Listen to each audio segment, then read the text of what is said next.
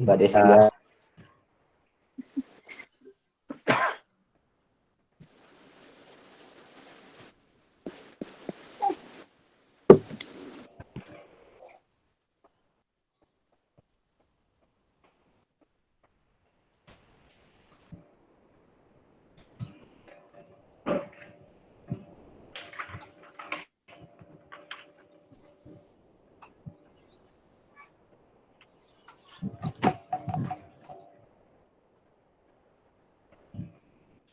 Ibu Profnya udah masuk, Retno? Lah, kok nggak nyala? Izin Pak, belum masuk. Sudah Belum saya masuk hubungi. Ibu Profnya.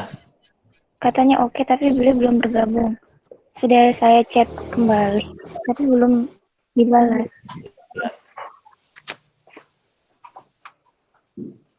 Halo Pak Laga.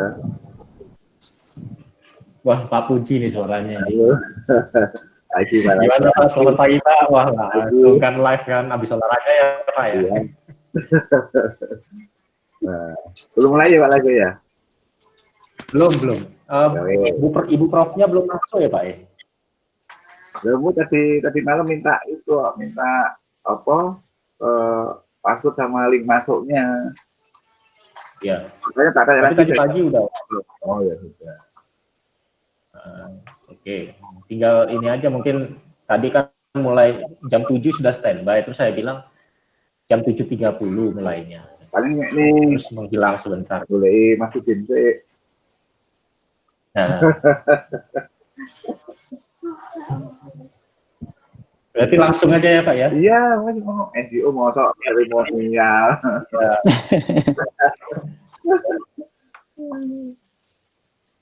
Biar cepet. Langsung substantif.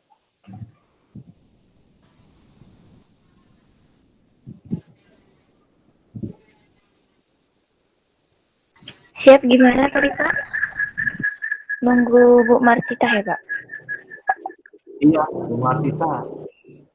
Bu Martita ini apa narsum pertama? Narsum. Iya.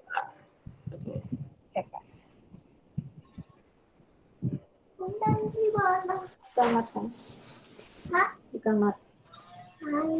Di kamar.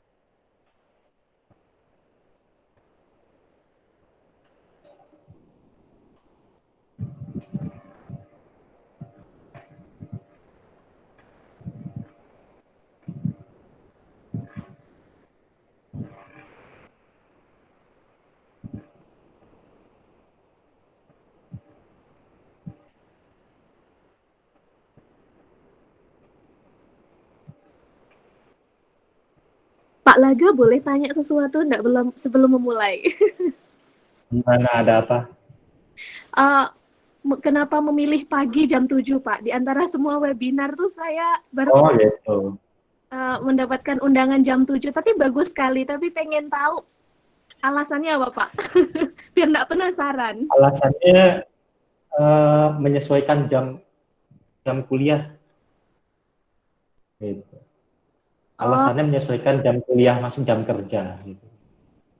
Jadi memang kondisi yang paling memungkinkan di mana mata kuliah yang relevan dengan tema diskusi kita kali ini itu ada di jam 7 itu.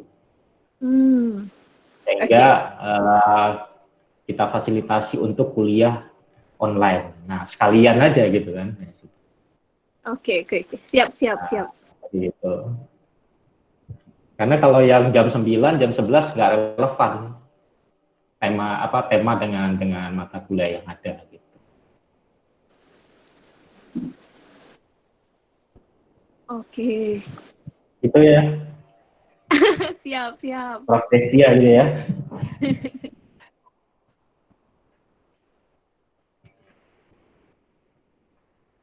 Dua menit lagi, Prof. Martita, monggo dipersilakan masuk.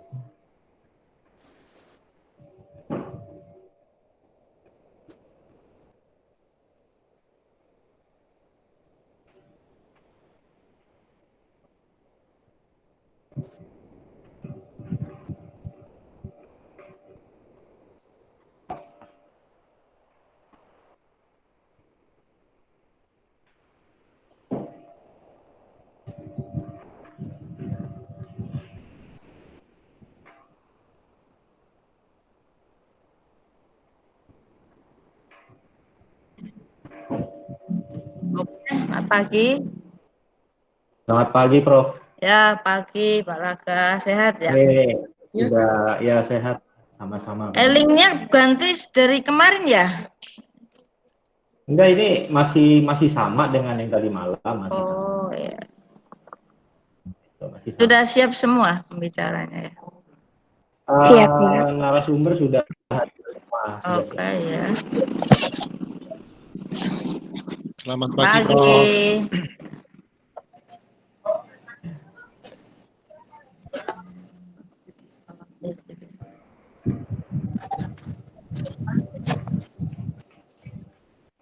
Selamat pagi, Prof. Martita. Saya Mukhlisin dari Pagi, Bapak Cahaya Guru. Mukhlisin. Sehat ya, Pak Mukhlisin ya? Alhamdulillah sehat. Amin. Semoga Bu Martita juga sehat. Amin. Iya.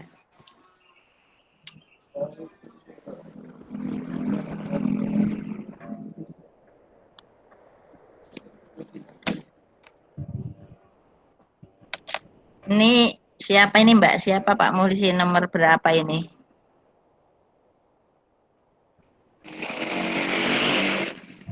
Pak Mukhlisin kepala sekolah. Kepala Sekolah Kebinekaan. Oh iya. Dari Yayasan Cahaya Guru. Iya. Hadir pula, Prof. Di sini hadir pula ada Ibu Ketua Yayasannya dari Yayasan Cahaya Guru, Ibu Heni Supolo juga hadir, Prof. Ibu siapa namanya? Ibu Heni Supolo. Oh iya.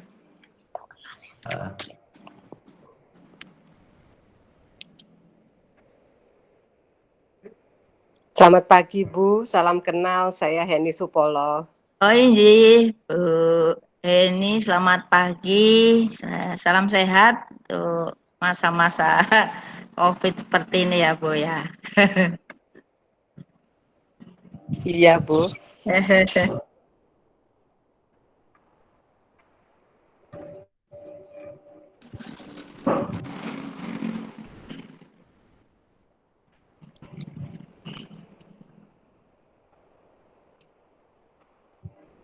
Tapi alhamdulillah kayaknya sudah mulai turun untuk yang kota-kota besar, mungkin malah yang mulai naik mungkin malah yang daerah-daerah.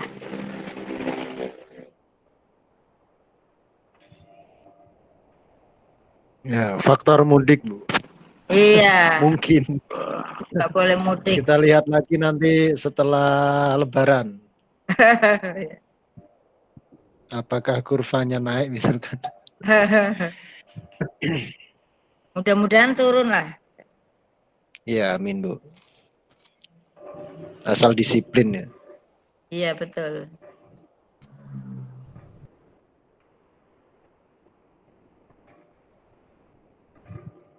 Ya baik, bisa dimulai, Prof. Ya mulai aja.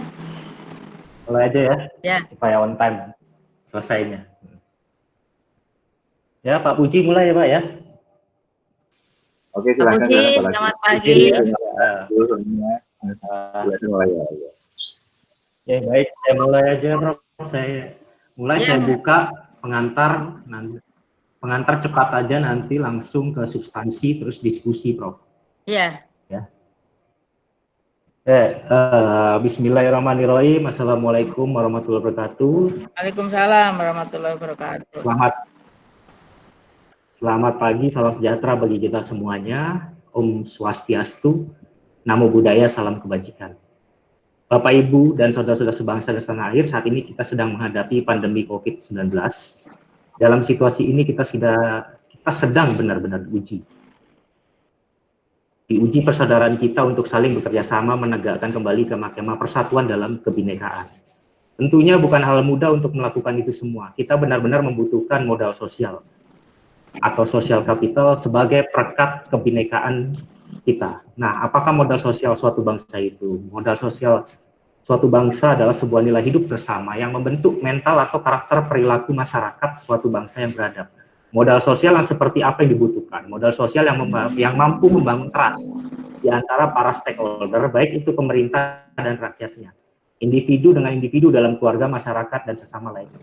Berangkat dari hal itu, kami dari Pusat Studi Kajian dan Politik Sosial dan Hukum, atau disingkat PKPSH, sesuai amanah misi pengabdian kami pada isu-isu toleransi dan keberagaman, perlu dan penting untuk mengadakan diskusi di pagi hari ini. Sekaligus saya sebagai moderator mewakili tim dari PKPSH menyatakan diskusi dibuka.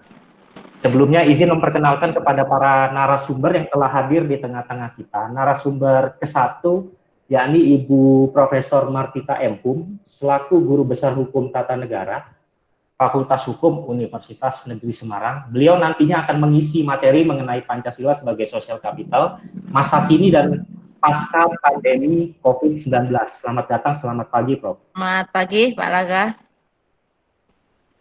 Kemudian juga hadir narasumber kedua yakni Bapak Maskur Hasan selaku Koordinator Jogja Jateng ASEAN Muslim Action Network Indonesia atau disingkat AMAN Indonesia. Beliau juga sebagai tim pemrakarsa pendidikan berparadigma Pancasila. Beliau nantinya akan mengisi materi mengenai pendidikan berparadigma Pancasila. Selamat datang, selamat pagi Bapak Maskur. Selamat pagi Mas Laga dan semuanya.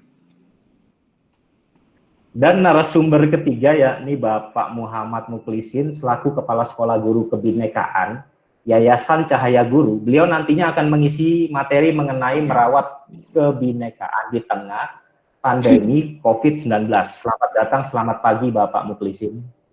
Selamat pagi Mas Laga dan teman-teman. Nah, cita-cita dari keseluruhan pembahasan ini, kelak kita tidak hanya memahami nilai-nilai keberagaman dalam ranah teori, tapi juga praktis. Sehingga akan lahirlah usulan-usulan, solusi, dan program yang dapat diaktualisasikan dalam kehidupan nyata sehari-hari. Baiklah, untuk mempersingkat waktu, saya persilakan kepada narasumber 1, Ibu Profesor Martita, untuk menyampaikan pemaparannya selama kurang lebih 10 menit. Ya. Silakan, Prof. Ya, baik. Assalamualaikum warahmatullahi wabarakatuh. Selamat pagi dan salam sejahtera untuk kita semua. PPT-nya di dari situ ya. Retno PPT. Ya. Yang saya hormati pembicara para yang sangat mulia yaitu Bapak Maskur Hasan, Koordinator Jogja Jateng AMAN Indonesia. Kemudian Bapak Muhammad Mukhlisin, Kepala Sekolah Guru Kebinekaan Yayasan Cahaya Guru dan Pendidikan Keberagaman, dan seluruh peserta seminar, para mahasiswa dan juga para masyarakat umum pada umumnya.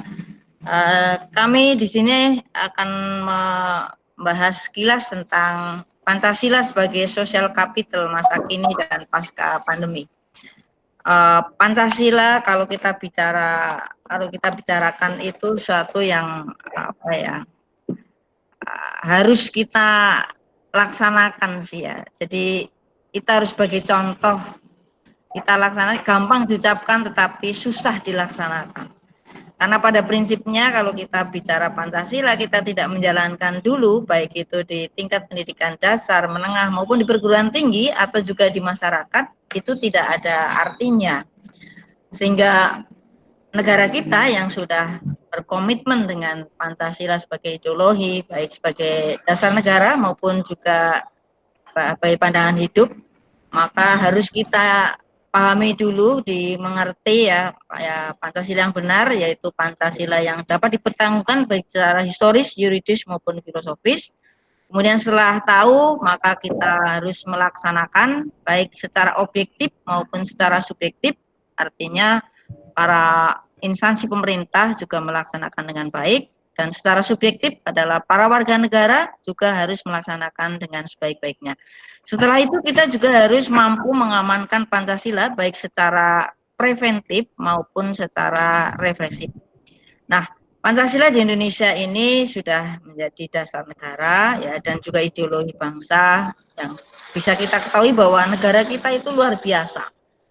Negara yang sejak dulu negara maritim dengan luasnya yang sekitar 75%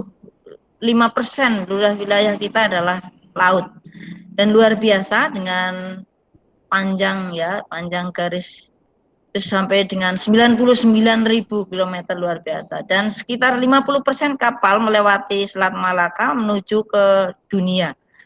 Dengan kekayaan yang luar biasa ini, maka ini adalah suatu potensi bagi bangsa Indonesia, ya, kekuatan-kekuatan ekonomi politik yang tangguh, yang nanti akan bisa menjadi negara yang kuat baik di tingkat Asia maupun di tingkat dunia.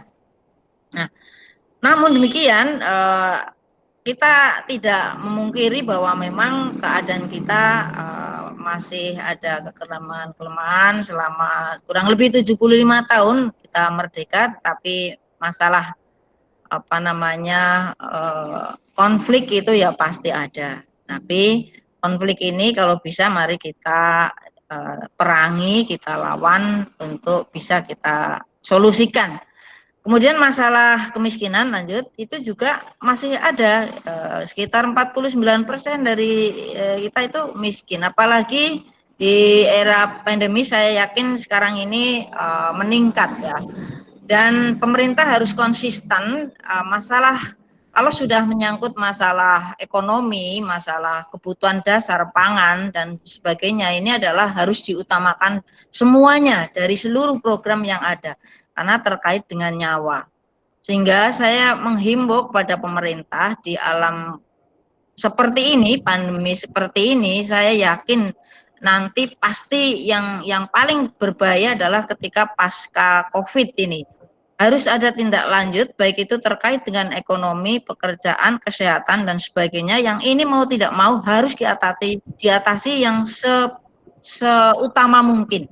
Harus diutamakan karena terkait dengan nyawa. Jadi kalau mungkin pembangunan itu bisa dihentikan dulu, disuplai hanya untuk memang untuk masalah makan, ya, dan tenaga kerja yang nganggur dan sebagainya, ini harus diutamakan. Kalau tidak diutamakan, maka akan kacau negara ini. Saya kira mungkin itu yang perlu kita himbau pada pemerintah, semuanya kita sama-sama mari. Kemudian krisis sumber daya alam ini memang pasti ada, maka kita harus bisa berpikir, misalnya kayak bensin nantinya pasti akan habis. Oleh sebab itu kita harus kreatif, berpikir inovasi, misalnya matahari, kita lari ke sinar matahari untuk sebagai tenaga pengganti BBM misalnya. Di negara-negara maju seperti Jepang, Amerika, Jerman, ini sudah mulai berpikir, maka sekarang mobil listrik adalah sudah harus diutamakan karena BBM itu sudah mulai berkurang. Dan mau tidak mau kita harus mencari penggantinya, yaitu sekarang yang sedang itu adalah sinar matahari. Sehingga nanti saya yakin ke depan pasti BBM akan tidak ada dan mungkin akan berganti ke sinar matahari. Kemudian selanjutnya belajar dari dinamika yang ada tadi, maka mari kita hentikan semua pelanggaran-pelanggaran terhadap Pancasila dan Undang-Undang Dasar 45. Mari kita laksanakan di dalam kehidupan sehari-hari dan juga di dalam pemerintahan, baik sebagai dasar negara maupun sebagai pandangan hidup. Sehingga bagaimana kita porsinya sebagai guru misalnya yang ada di sekolahnya Pak Muhlisin, ya, itu menjalankan Pancasila. Pancasila in action di dalam segalanya. Saya yakin kalau seorang guru melaksanakan Pancasila pasti akan aman, akan tentram, gitu ya. Begitu juga di dalam pemerintahan, seperti itu. Melaksanakan Pancasila dengan baik, karena nilai-nilainya tidak ada yang jelek, semua itu baik, bertuhan, ya, itu memiliki Tuhan itu pasti ya baik, kemanusiaan, ya, gotong royong, dermawan, bersatu, persatuan luar biasa, kerakyatan, musyawarah, rembugan, itu loh kalau bahasa Jawanya itu. Dan yang terakhir adalah keadilan. Sudah sangat teruntut pemikiran tentang Pancasila itu. Sehingga kalau kita bicara Pancasila sebenarnya semuanya itu baik, hanya memang dalam pelaksanaannya itu yang susah. Karena kadang-kadang kita bicara tapi kita tidak melaksanakan dengan baik, sehingga yang diajak bicara mestinya tidak mau. Akhirnya seperti itu. Oleh sebab itu, yang penting di dalam pendidikan karakter ini, ya, Pancasila sebagai modal sosial, sebagai social capital, itu sudah selaras dengan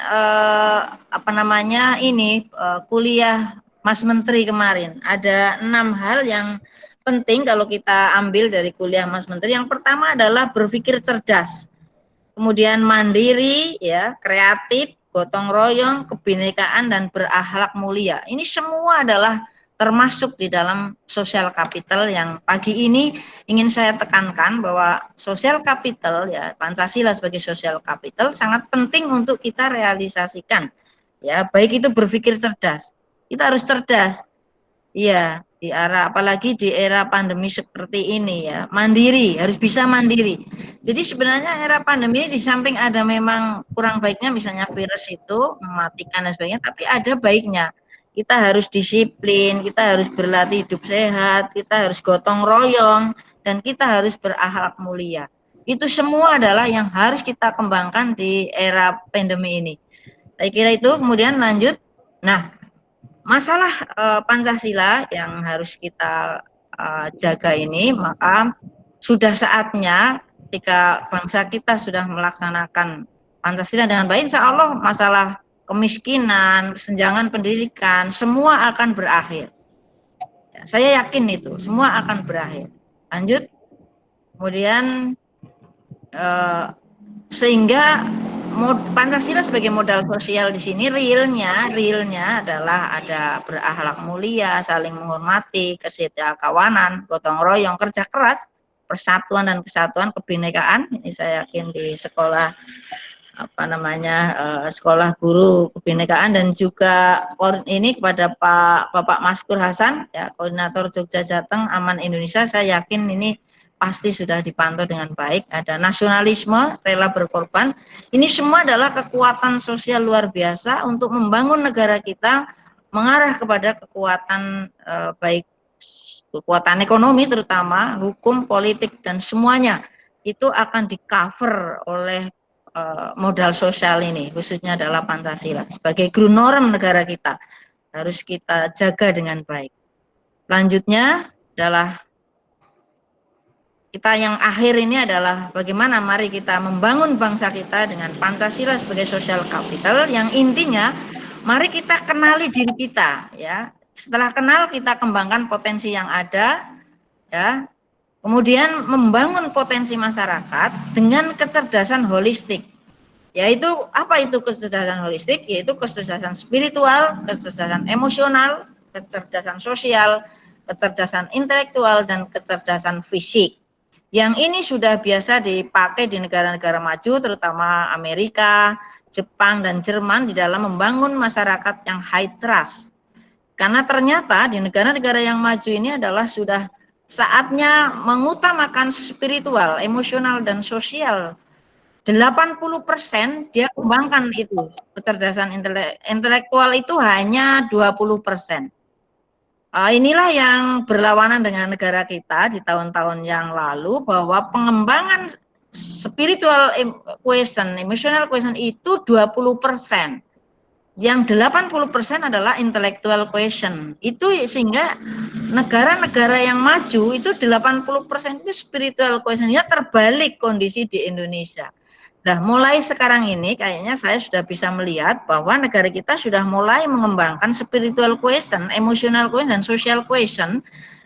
Bisa dilihat diterapkan ketika misalnya tes CPNS sekarang itu yang dites adalah terkait dengan wawasan kebangsaan. Nah, mulai dari itu kita sudah mulai membalik pola yang dulunya spiritual quotient itu 20%, sekarang membalik mengikuti negara-negara yang sudah sukses. Ternyata social capital adalah luar biasa, trust ini, ya. Karena kalau suatu negara tidak ada trust, kepercayaan dari masyarakat, itu adalah lumpuh, tidak ada artinya. Oleh sebab itu, sekarang negara kita sudah akan mulai membalik fakta bahwa spiritual quotient, emotional quotient, social quotient, dan fisik ini diutamakan sehingga membalik menjadi 80%. Saya yakin dengan konsep seperti ini nanti insya Allah negara kita akan cepat dan segera akan mewujudkan suatu masyarakat yang maju, sejahtera, ya, dan aman. Saya yakin akan seperti itu, terutama akan dipantau, ya, di Bapak Maskur Hasan, terutama sebagai koordinator Jogja Jateng Aman Indonesia dan juga Bapak Muhammad Mukhlisin, saya yakin ini akan cepat merespon semua ini dan mudah-mudahan ajakan Bapak Menteri kita ya dengan 6 ya, kalau saya ada 6 prinsip penting daripada kuliah Bapak Menteri kita, Mas Menteri ya kalau sebutan akrabnya, yaitu 1, Merdeka Belajar itu harus banyak tanya ya, banyak tanya, kemudian banyak coba dan banyak kerja. Kemudian yang kedua adalah ini terkait dengan pembelajaran ya, jadi pembelajaran harus mengembangkan kecerdasan ya, kemudian mandiri, kreatif, gotong royong, kebinaikan dan berakhlak mulia. Kemudian yang berikutnya adalah kualitas guru itu juga harus dijaga. Kualitas guru harus dijaga. Kita itu harus menguasai teknologi. Guru tidak bisa digantikan dengan teknologi, tetapi guru harus menguasai teknologi. Dalam waktu semenit pun sekarang ini sudah harus, mau tidak mau adalah harus menguasai teknologi. Karena kalau tidak akan ketinggalan. Kemudian yang keempat adalah terkait dengan belajar online ya, ada belajar online. Dan juga yang kelima, kurikulum supermarket. Apa itu maksudnya? Kurikulum supermarket adalah kurikulum yang harus disesuaikan dengan kemampuan siswa. Siswa itu maunya apa? Mari kita ikuti maunya siswa ini. Jadi ini hal-hal penting, hal-hal prinsip yang harus kita kembangkan, kita jaga. Dan insya Allah dengan Pancasila ini, Pancasila in action ya, sebagai modal sosial in action, jadi apa saja dengan Pancasila insya Allah akan kita capai semua cita-cita bangsa kita yang kita cita-citakan, yaitu masyarakat adil makmur, sejahtera, dan semuanya itu adalah akan kita wujudkan secara bersama-sama dengan kekuatan suprastruktur maupun infrastruktur secara bersama-sama, secara komitmen. Saya kira itu saja singkat dari saya gunakan waktu sesingkat mungkin karena terbatas. Saya kira itu Pak Laga, terima kasih. Monggo. Ya, baik. Terima kasih Prof atas paparannya. Ya, selanjutnya narasumber kedua, Bapak Maskur, silakan untuk menyampaikan pemaparannya selama kurang lebih 10 menit. Monggo Pak, dipersilakan. Ya, terima kasih. Selamat pagi buat Bapak Ibu semua, rekan-rekan, teman, sahabat, selamat pagi, dan semuanya ya. Saya akan presentasi terkait dengan pendidikan berparadigma Pancasila. Apa itu? Semacam gorengan apa ini, gitu kira-kira. Ini kita inisiasi dari beberapa lembaga waktu itu. Ada Komnas HAM, ada Aman Indonesia, ada Papirus, ada Setara, dan semakin ke sini semakin banyak yang aktif untuk bagaimana tadi mempraktekkan Pancasila. Jadi, setidaknya berparadigma Pancasila dan mempraktekkan Pancasila. Ini dari obrolan, dari keresahan kita, keresahan semua orang terkait dengan pendidikan, baik itu sistemnya, baik itu situasinya, relasi antara guru dan murid, dan tata kelola pendidikan, dan sebagainya. Gitu. Sehingga dirumuskan beberapa persoalan-persoalan itu, kemudian ya ini harus holistik tadi ya, dari mulai akarnya sampai pada semuanya gitu. Nah, perkembangan itu kemudian kita sepakat membuat semacam modul atau buku yang panduan bagaimana itu nanti bisa diinsersi di lembaga-lembaga pendidikan yang awalnya intervensinya adalah guru dulu gitu, karena guru ini merupakan ini ya garda depan.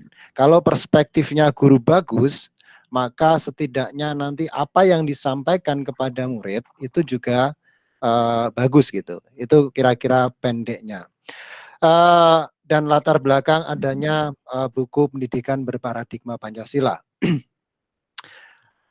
saya mengutip ini ya, saya menampilkan Ki Hajar Dewantara karena sekarang kita lagi in action juga untuk mempromosikan kembali nilai-nilai pendidikan, nilai-nilai pemikiran Ki Hajar Dewantara, di mana setiap 1 bulan sekali kita ada diskusi terkait dengan pemikiran Ki Hajar Dewantara ini. Yang pertama, fungsi sekolah untuk menyelaraskan adab sendiri mencapai persatuan kebudayaan. Perguruan atau sekolah adalah tempat persemaian. Balik ke tadi sebentar. Persemaian ya, tempat persemaian untuk memelihara dan memajukan kebudayaan bangsa. Nah, salah satu tujuan pendidikan dalam buku pendidikan berparadigma Pancasila itu adalah keselamatan dan kebahagiaan semua warga negara Indonesia. Itu salah satu tujuan.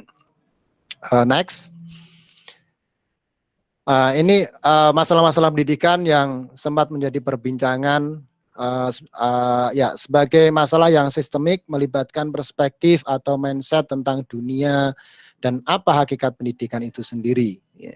Banyak guru-guru dari kita itu tertekan atas administratif gitu. 2 minggu yang lalu kita mendengarkan pengalaman guru-guru, mendengarkan pengalaman mereka bagaimana situasi pandemik ini justru membuat kewalahan atau membuat harus kerja keras lagi untuk menyiapkan soal-soal, untuk menyiapkan banyak hal terkait dengan online, bagaimana mencari strategi dan sebagainya. Keluhan-keluhan yang tidak ada internet, nah bagaimana online-nya, keluhan-keluhan mereka yang tidak punya HP, karena dalam tanda kutip masih di bawah kemiskinan sehingga sulit sekali untuk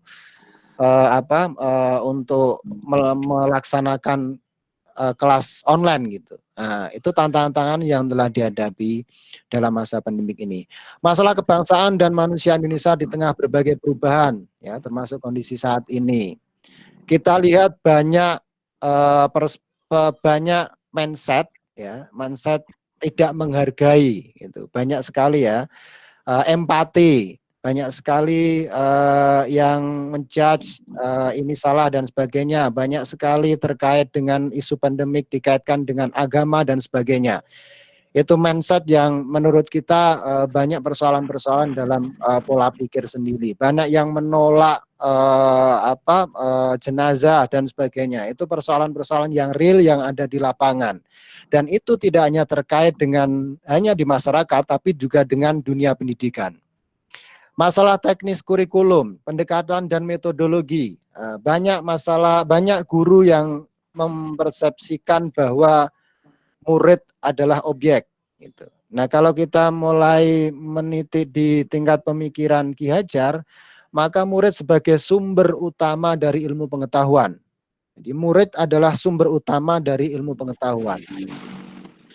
Penyiapan tenaga pendidik, ini juga yang paling penting. Kalau di pemikirannya Ki Hajar tadi ada dalam bukunya asas-asas apa gitu yang saya sampaikan ditampilkan tadi, bahwa jangan memaksa guru, intinya jangan memaksa guru, merdekakanlah guru. Nah, bagaimana memerdekakan guru, baik secara sosial, secara ekonomi, dan secara pemikiran gitu. Dan infrastruktur pendidikan yang masih belum merata dalam konteks Indonesia. Indonesia bukan hanya Jawa, Indonesia bukan hanya Jogja, Indonesia bukan hanya secara dari Sabang sampai Merauke. Dan infrastruktur masih belum merata. Apalagi dalam pandemik seperti ini banyak yang tidak ada sinyal. Kita lihat aja misalkan di Temanggung itu banyak sekali yang kesulitan sinyal. Padahal masih di Jawa, gitu. Itu persoalan infrastruktur secara ini ya, fisik dan sebagainya. Next, ya lanjut.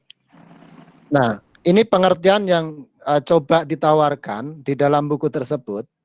Pendidikan berparadigma Pancasila adalah pendidikan yang secara sistemik menggunakan prinsip, pendekatan, dan metode yang merupakan praktek dari falsafah Pancasila untuk mencapai tujuan, yaitu keselamatan dan kebahagiaan seluruh bangsa Indonesia. Ini perdebatannya cukup panjang. Apa sih paradigma itu? Nah, ini kita tidak usah bahas di sini ya. Nanti bisa cari sendiri-sendiri karena banyak teori terkait dengan paradigma itu sendiri. Tapi maksud dari kita di sini adalah bagaimana tidak ada satu diskriminasi, tidak ada yang membeda-bedakan, tapi semua pendidikan adalah untuk keselamatan bangsa. Ya.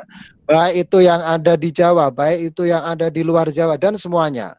Akses terhadap pendidikan, makanya waktu kemarin ada perubahan zona, itu sebenarnya satu sisi ada bagus, satu sisi juga tidak bagus. Karena pada dasarnya pendidikan itu bukan praktek dari kompetisi, ya. Yang selama ini yang masih muncul adalah praktek kompetisi antar murid, praktek kompetisi di tingkat proses pendidikan itu sendiri. Akses dan sebagainya, makanya ada level 1, ada istilahnya favorit dan sebagainya. Itu juga menjadi persoalan dalam dunia pendidikan. Next.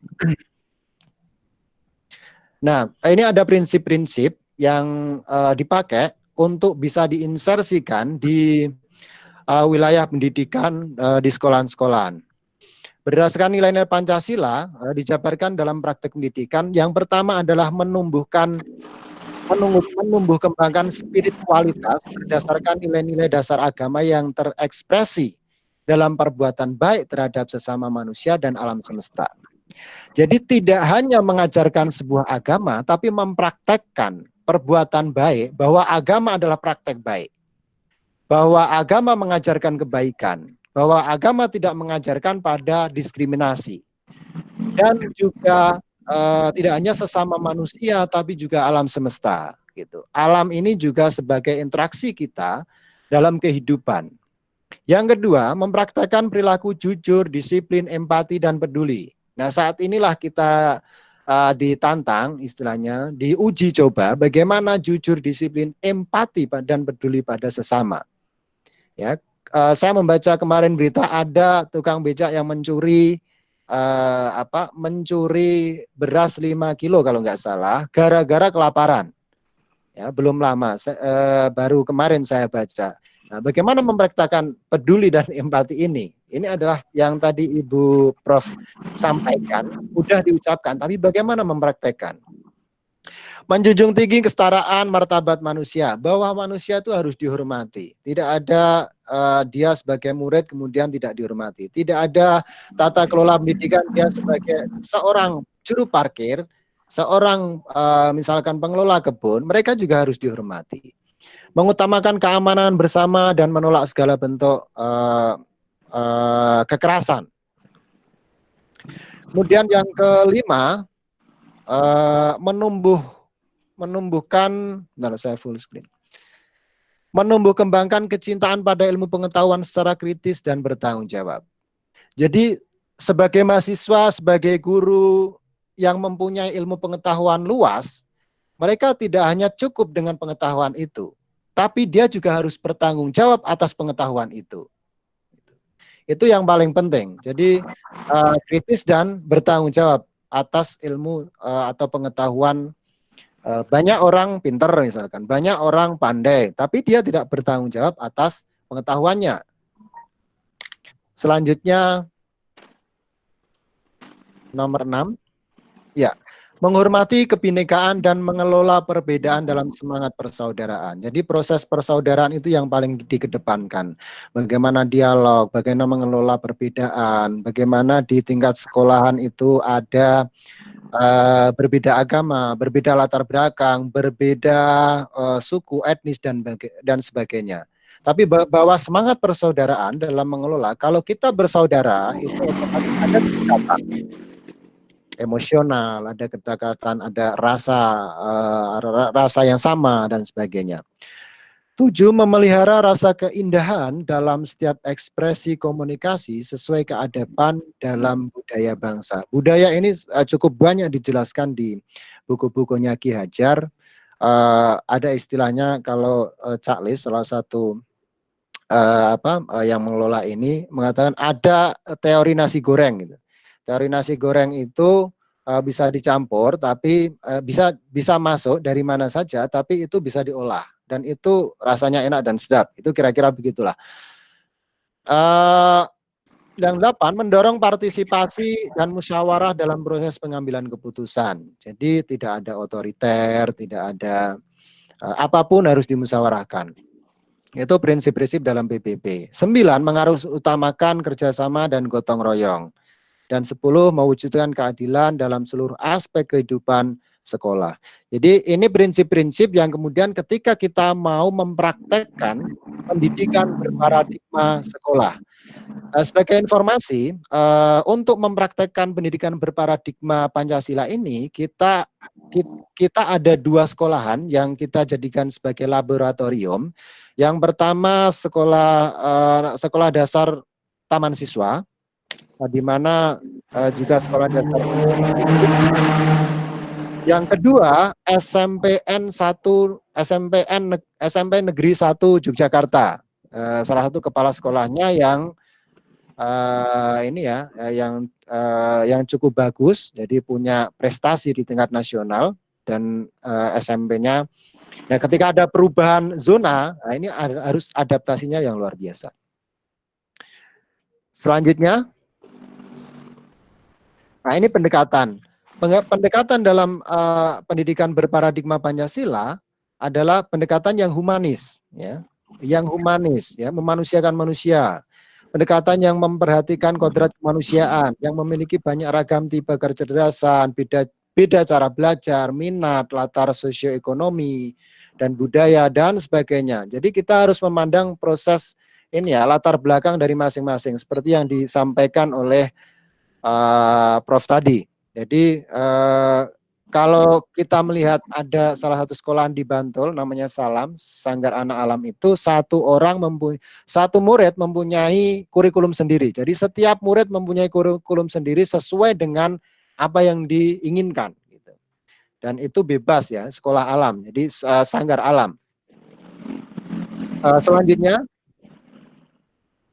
metode pendidikan berparadigma Pancasila adalah metode yang sesuai prinsip dan pendekatan yang tadi, itu adalah satu metode partisipatif. Jadi tidak hanya melibatkan murid, tapi juga melibatkan orang tua.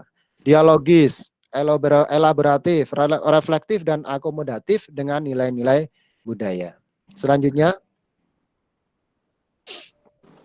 nah, yang paling penting adalah kultur di tingkat sekolah. Bagaimana membangun kultur dari proses prinsip itu tadi. Jadi ini dari titik berangkat yang kemudian yang dimaksud kultur itu adalah kesatuan sistemik meliputi nilai-nilai yang dihidupi, pola relasi. Nah, relasi ini kan ada relasi murid antar murid, ada relasi murid dengan guru, ada guru dengan guru, ada guru dengan yayasan, ada guru dengan pengelola yang lain seperti tukang parkir dan sebagainya. Jadi ini semacam bagaimana membuat kultur yang baik dengan semua yang ada di tingkat pendidikan itu. Jadi ekspresi, komunikasi, dan ekspresi keindahan di lingkungan sekolah, dan mereka bisa terlibat semuanya. Jadi itu yang didorongkan adalah kreativitas, inovasi, dan kritis. Selanjutnya, proses realisasi gagasan. Jadi gagasan-gagasan di atas, ini kita praktekkan di 2 sekolahan tadi, SD Taman Siswa dan SMPN 1 Yogyakarta. Sekarang sudah mulai melakukan satu analisa untuk insersi apa yang dibutuhkan di tingkat masing-masing. Jadi kita tidak membebani sekolahan itu karena sekarang sudah banyak yang terbebani dengan administrasi dan sebagainya. Tapi apa yang dibutuhkan itu bisa diinsersi di situ. Jadi yang pertama adalah merumuskan perangkat observasi. Jadi sebelum bertindak kita melakukan observasi di 2 sekolahan tersebut. Yang kedua, lokakarya mahasiswa calon guru. Jadi ini ada kerjasama dengan mahasiswa calon guru agar nanti juga bisa menjadi, ketika dia sudah menjadi guru, perspektifnya sudah berbeda. 3, observasi di tingkat pendahuluan di 2 sekolahan, kemudian baru insersi. Jadi sini di observasi, setelah observasi itu sebenarnya ada FGD dengan pengelola di tingkat sekolahan untuk mendapatkan input. Kemudian baru membuat modul insersi atau pengarahutamaan PBB. Lanjut. Nah, ini setidaknya ada 7 aspek indikatornya. Indikator yang mengacu prinsip tadi ya. Yang pertama adalah tata kelola di tingkat pendidikan atau sekolahan itu. Yang kedua adalah pola relasi guru dengan guru. Pola relasi guru dengan siswa, relasi siswa dengan siswa, proses di kelas bagaimana, relasi sekolah dengan masyarakat, dan akomodasi nilai-nilai tradisi yang ada di sekolahan. Itu yang kemudian salah dari 7 yang menjadi indikator yang kemudian diturunkan dalam modul-modul yang dipraktekkan, yang bisa dipraktekkan untuk di sekolahan. Lanjut. Ya, observasi ini kita lakukan ya. Untuk tujuannya adalah memotret kondisi kultur sekolah. Karena kalau kita hanya tanya, biasanya jawabannya bagus-bagus. Tapi kalau kita observasi, ada banyak temuan-temuan yang kita lihat sendiri. Misalkan pola relasi antar guru dengan yayasan, itu kan biasanya banyak konflik dan sebagainya. Lanjut. Ya, ini salah satu gambaran di Taman Siswa di Pendopo. Jadi ada banyak volunteer yang kemudian melakukan observasi bagaimana proses kelas, proses yang ada di sekolahan itu dari pagi sampai siang, kadang siang sampai sore. Mereka hanya melihat dan mengobservasi, ngobrol dengan siswa dan sebagainya. Kemudian temuan-temuan itu yang kemudian nanti menentukan apa yang akan diinsersi di sekolahan tersebut. Lanjut. Ini di SMPN 1 Yogyakarta juga kita praktekkan, mulai dipraktekkan. Yang selanjutnya, nah insersi. Jadi proses insersi itu adalah pengayaan wawasan dan metode pembelajaran baru untuk pelajaran terkait dengan menumbuhkan praktek nilai-nilai Pancasila. Apa yang kurang dari sekolahan tersebut? Jadi dari hasil observasi tadi kita diskusikan mulai insersi apa yang akan diterapkan di sekolahan tersebut. Sehingga tidak ada beban untuk memberikan satu kurikulum misalkan. Sekarang kan banyak yang ingin menginsersi misalkan tanggap bencana ada insersi kurikulum sendiri, korupsi ada kurikulum sendiri.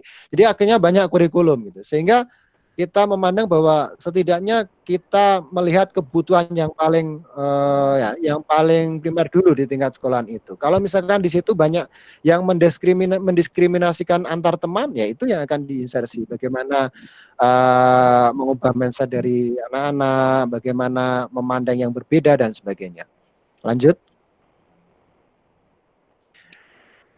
Ini lanjutan dari tadi insersi. Termasuk menciptakan pembiasaan komunikasi dalam tata kelola, mengenalkan kembali permainan dan pangan tradisional sebagai bagian dari pembentukan karakter anak, melembagakan peran wali murid di sekolah.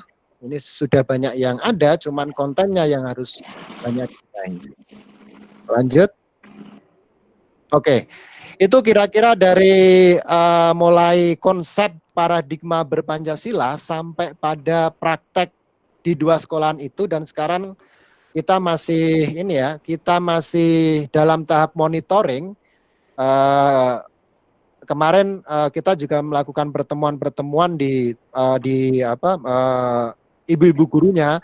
Banyak sekali yang mengeluh misalkan, banyak sekali yang mempunyai masalah, baik itu infrastruktur, internet dan sebagainya.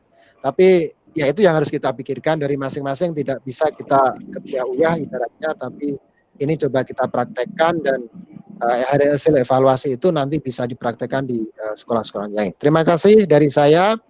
Assalamualaikum warahmatullahi wabarakatuh. Waalaikumsalam warahmatullahi wabarakatuh. Baik, terima kasih Pak Maskur. Dan yang terakhir narasumber ketiga Bapak Muklisin, silakan untuk menyampaikan pemaparannya selama kurang lebih 10 menit. Baik, terima kasih Mas Laga. Selamat pagi Bapak Ibu semuanya, Prof. Martita dan Mas Maskur, adik-adik mahasiswa yang mengikuti perkuliahan Pancasila ya, tadi kalau nggak salah Mas Laga menyebutkan. Ya. Untuk teman-teman yang belum tahu apa itu Sekolah Guru Kebinekaan atau apa itu Yayasan Cahaya Guru, Jadi Yayasan Cahaya Guru ini sejak tahun 2006 menemani para guru. Jadi kami mendatangi daerah-daerah di berbagai pelosok di Indonesia khusus untuk menemani para guru. Karena selama orang bilang bahwa tapi langkah konkret apa yang dilakukan? Nah, apa juga kepada guru, sudahkah ada yang kembang gitu.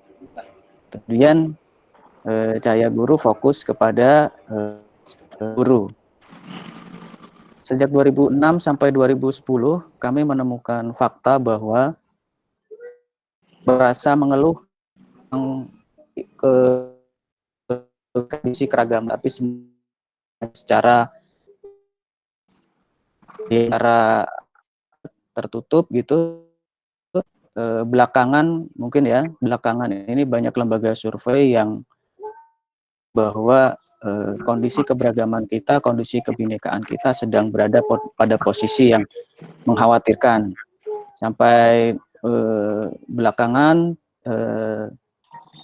Pilkada DKI Jakarta ya, saya kira menjadi puncak bagaimana kita semua terkaget-kaget dengan isu toleransi, isu kebinekaan kita. Sejak 2016, kami fokus kepada isu kebinekaan dan kami mendirikan Sekolah Guru Kebinekaan. Jadi Sekolah Guru Kebinekaan ini adalah program rutin yang kami laksanakan, kurang lebih dilaksanakan selama 6 bulan, setiap 2 minggu sekali. Nah, ini tempatnya di Kementerian Pendidikan dan Kebudayaan. Itu kira-kira sebagai gambaran. Nah, Sekolah Guru Kebinekaan ini dalam pelaksanaannya kami memadukan kegiatan baik di dalam kelas maupun juga di luar kelas dengan fokus pada peningkatan filosofi pendidikan, pengetahuan, dan keterampilan para guru. 3 ranah itu. Next, silakan. Nah, sesuai dengan komunikasi saya dengan Mas Laga beberapa waktu lalu, bagaimana mengembangkan pendidikan kebinekaan atau keragaman di tengah situasi pandemi COVID. Akan diskusi guru juga Indonesia. Kira-kira dari situ saya mendapatkan beberapa fakta seperti ini. Jadi dampak COVID-19 yang sekarang terjadi pada dunia pendidikan adalah kira-kira seperti ini. Sekolah tergagap dalam melanjutkan proses pembelajaran jarak jauh. Siswa tergopoh-gopoh menerima tugas dari guru. Guru kebingungan menerima tugas dari siswa yang banyak sekali. Terus kemudian orang tua juga yang harus menamani anak-anak belajar. Tetapi COVID-19 ini adalah momen untuk berefleksi dan juga turning point atau titik balik. Jadi secara garis besar memang COVID-19 ini membuat kita semuanya ya, saya kira di dunia pendidikan itu merasa bahwa kita ini perlu bergerak cepat untuk merespon ini. Memang kita semua tidak siap dari segala sisi yang saya kira, baik ekonomi, terus kemudian pendidikan juga ya, mungkin juga politik juga, semua tergopoh-gopoh menyikapi COVID-19 ini. Tapi bagi beberapa guru dan juga teman-teman kemarin juga sharing bahwa ini adalah momen bagi kita untuk titik balik bagaimana kita memposisikan anak-anak, bagaimana kita memposisikan memaknai pembelajaran, bagaimana kita memaknai ulang orang tua sebagai pendamping anak-anak dalam belajar dan segala macam. Jadi ada 2 sisi saya kira ya COVID-19 ini, ya sisi positif dan negatifnya tentu banyak sekali. Nah, saya juga berharap nanti dari diskusi kita pagi hari ini, terutama saya bisa mendapatkan masukan dari teman-teman semuanya, terutama teman-teman PKPSH ya, dari sisi hukumnya atau mungkin dari sisi analisis sosial saya mungkin ya, gitu. Next. Nah, menyikapi hal tersebut, Kementerian Pendidikan dan Kebudayaan secara spesifik sudah mengeluarkan Surat Edaran Nomor 4 Tahun 2020. Ini terkait dengan COVID-19. Jadi pembelajaran diarahkan untuk memberikan pengalaman belajar yang bermakna bagi murid tanpa dibebani dengan tuntutan untuk menuntaskan capaian kurikulum. Nah, ini saya kira perlu kita apresiasi bersama. Fokus pada kecakapan hidup, terus kemudian aktivitas pembelajaran disesuaikan dengan situasi termasuk akses dan fasilitas belajar di rumah. Nah, ini perlu kita diskusikan nanti. Produk dalam bentuk umpan balik secara kualitatif, bukan nilai atau skor kuantitatif. Jadi, berdasarkan surat edaran ini, saya kira Kementerian Pendidikan dan Kebudayaan sudah memberikan peluang buat guru-guru dan juga mungkin satuan pendidikan untuk mengelola pendidikan di tengah COVID-19 ini lebih luas, kira-kira seperti itu. Jadi kita fokus saja memberikan pembelajaran yang bermakna kepada anak dengan situasi, dengan konteks COVID-19 yang sekarang terjadi. Meskipun tadi sempat dibilang juga sama Mas Kur ya, bahwa tantangannya adalah sekarang ini untuk melaksanakan pembelajaran jarak jauh, contohnya adalah tadi tidak adanya infrastruktur, kuota, internet, kemudian HP misalnya. Nah, itu perlu kita sikapi secara komprehensif. Beberapa waktu lalu saya juga bersama teman-teman Yayasan Cahaya Guru berdiskusi dengan guru-guru. Bahkan di Jakarta pun ada guru yang mengeluhkan kesulitan dalam mendampingi anak yang tidak punya HP ataupun kuota. Padahal itu posisinya ada di Jakarta ya. Saya kira entah bagaimana dengan daerah-daerah yang jauh ya, yang berada di pinggiran gitu. Kira-kira seperti itu. Next. Nah, kemudian di tengah situasi yang seperti ini, mengapa keragaman masih perlu menjadi perhatian kita bersama. Yang pertama, karena bagi kami keragaman itu sangat dibutuhkan untuk menyongsong masa depan. Yang kedua, keragaman merupakan kesadaran dan bukan sekedar pengetahuan, membutuhkan cukup waktu untuk melakukan refleksi dan tantangan yang tinggi hingga saat ini.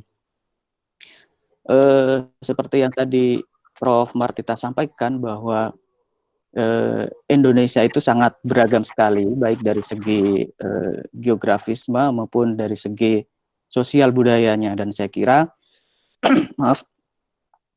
saya kira itu menjadi modal jika kita mampu mengelola kemajemukan, mampu mengelola kebinekaan itu dengan baik.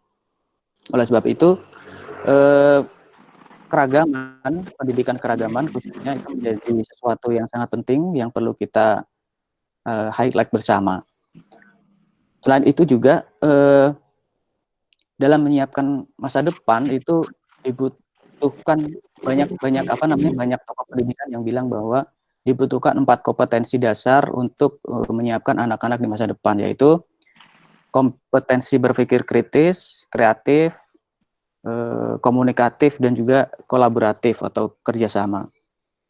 Saya kira dari 4 kompetensi yang dibutuhkan untuk menghadapi masa depan ini, semuanya itu mempunyai aspek yang beririsan dengan keragaman atau kebinekaan. Contohnya adalah seperti ini. Bagaimana mungkin kita bisa mengharapkan siswa mampu bekerja sama, sementara dia tidak bisa menerima keragaman teman-temannya yang ada di lingkungannya. Kira-kira seperti itu analoginya. Bagaimana siswa mampu untuk berkomunikasi dengan baik, sementara dia menutup diri dengan komunitas yang beragama berbeda. dengan komunitas yang berlatar belakang sosial yang berbeda. Nah, itu mungkin seperti itu. Terus kemudian pada tahun 2018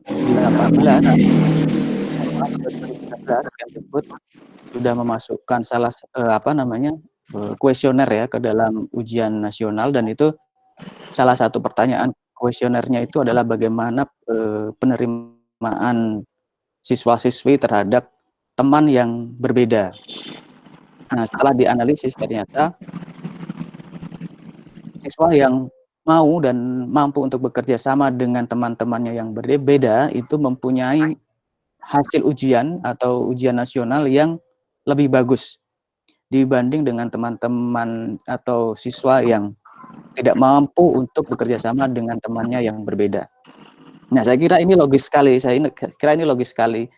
Jadi anak-anak atau siswa yang mampu dan mau untuk terbuka belajar dengan siapapun ya, belajar dengan teman-temannya yang berbeda agama, berbeda komunitas, itu membuat dia semakin mampu juga untuk berkomunikasi, berkolaborasi, belajar bersama, sehingga hasil dari ujian itu menjadi lebih bagus. Nah, itu kira-kira sangat logis sekali. Jadi dampak penerimaan keragaman seorang siswa itu juga berpengaruh juga terhadap hasil belajar.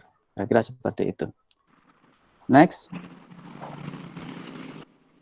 Nah, teman-teman, ini saya hanya mengingatkan, terutama untuk teman-teman PKP SH ya, nanti bisa menjadi bahan diskusi juga. Sebenarnya kita punya prinsip penyelenggaraan pendidikan yang terdapat dalam Undang-Undang Sisdiknas nomor 20 tahun 2003. Yang terdapat di dalam pasal 4 ayat 1 yang bunyinya kira-kira begini. Pendidikan diselenggarakan secara demokratis, berkeadilan, serta tidak diskriminatif dengan menjunjung tinggi nilai hak asasi manusia, nilai keagamaan, nilai kultural, dan kemajemukan bangsa. Jadi saya kira pasal 4 ayat 1 Undang-Undang Sisdiknas ini adalah landasan yang bisa kita pakai bersama, sekaligus menjadi payung hukum kita bersama, bahwa pendidikan di Indonesia itu memang sudah semestinya itu dilaksanakan secara seperti ini gitu. Demokratis, berkeadilan, tidak diskriminatif, menjunjung tinggi hak asasi manusia, nilai keagamaan. Saya perlu garis bawahi ada kata nilai ya, bukan keagamaan semata, tapi nilainya, nilai kultural dan kemajemukan bangsa. Tentu sebagai sebuah kebijakan ini perlu kita lihat bersama sejauh mana pelaksanaannya di lapangan, karena kami di Yayasan Cahaya Guru juga melakukan rangkaian FGD dengan beberapa stakeholder pendidikan, mulai dari siswa, guru, orang tua, kemudian LPTK ya, kampus LPTK dan lain-lain, melihat sejauh mana prinsip penyelenggaraan pendidikan ini dilaksanakan, dan ternyata memang banyak pemangku kepentingan di dalam kependidikan yang tidak mengetahui adanya prinsip penyelenggaraan pendidikan ini. Saya kira nanti kita bisa menjadikan pasal ini sebagai diskusi lanjutan di lain waktu.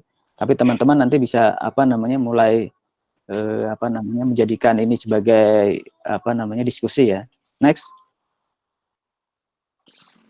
Nah, yang terakhir, saya kira melihat situasi COVID-19 seperti sekarang ini, rasanya sangat tepat sekali apa yang dulu pernah disampaikan oleh Ki Hajar Dewantoro yang dikenal dengan Among System, Trisentra Pendidikan. Perlu kita revitalisasi kembali, bahwa yang berperan penting di dalam dunia pendidikan itu terdiri dari 3 alam ini. Yang pertama adalah alam keluarga, alam perguruan, dan alam pergerakan pemuda. Nah, saya suka sekali dengan kata-kata alam pergerakan pemuda ini. Seakan-akan pemuda diberikan ruang kebebasan sebebas-bebasnya untuk melakukan pergerakan yang bermanfaat buat bangsa dan negara. Nah, kita perlu meresapi lagi apakah keluarga sekarang sudah mempunyai peran yang strategis untuk pendidikan. Nah, di tengah situasi COVID-19 ini rasanya ide ini masih sangat relevan sekali. Bagaimana dengan alam perguruan? Bagaimana seharusnya kita memposisikan sebuah sekolah? Apakah sekolah dengan situasi COVID-19 seperti sekarang ini pembelajarannya harusnya ya menurut saya harus lebih kontekstual lagi, mendekatkan anak-anak dengan lingkungan, mendekatkan anak-anak dengan isu yang dekat dengan mereka, isu lingkungan, isu sosial, isu-isu alam dan lain sebagainya. Dan tentu terakhir pergerakan pemuda memberikan kesempatan anak-anak untuk berkembang, berkreativitas, berpikir kritis dan lain sebagainya.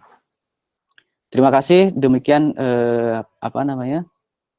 paparan singkat dari saya, semoga bisa menjadi bahan diskusi untuk kita ke depan.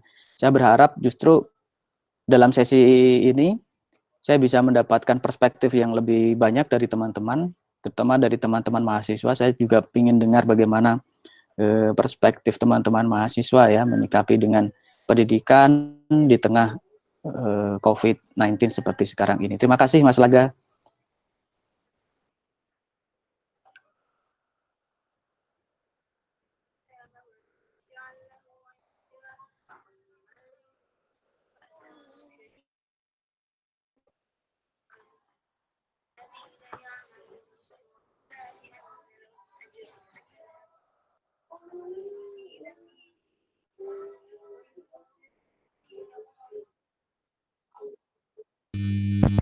Silakan. Selanjutnya ada Bapak Laga.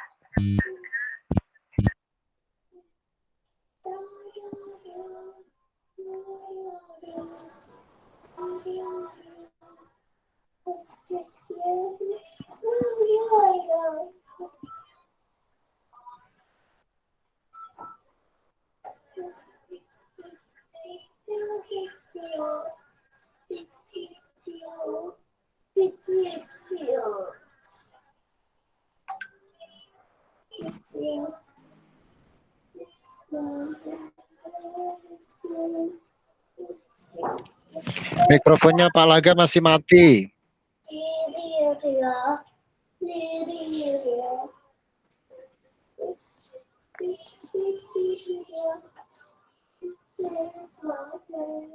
Ya silakan, mungkin ada yang ingin sharing, memberikan masukan, tanggapan, monggo silakan. Kami buka forumnya, silakan. Mbak Destia mungkin ingin memberikan masukan, Mbak Destia.